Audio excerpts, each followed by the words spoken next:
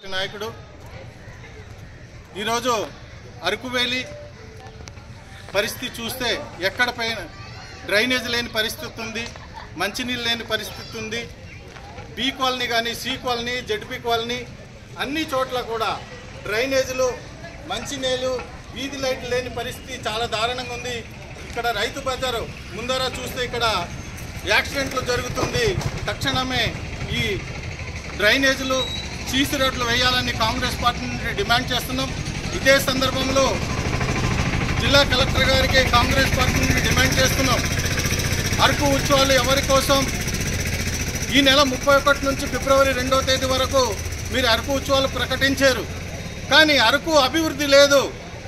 అరకు ఉత్సవాలు వద్దు, అరకు అభివృద్ధి ముద్దు అనేది కాంగ్రెస్ పార్టీ మిమ్మల్ని డిమాండ్ చేస్తుంది.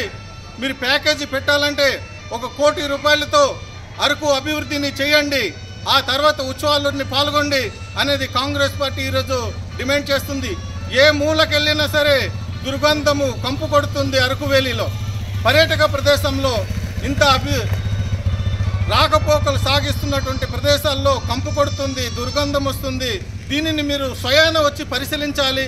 ఆ తర్వాత మీరు అరకు ఉత్సవాలు, పండగలు జరపాలనేది కాంగ్రెస్ పార్టీ డిమాండ్ చేస్తుంది. ఇదే సందర్భంలో మీరు గిరిజనులకు తప్పుదోవ పట్టిస్తున్నారు.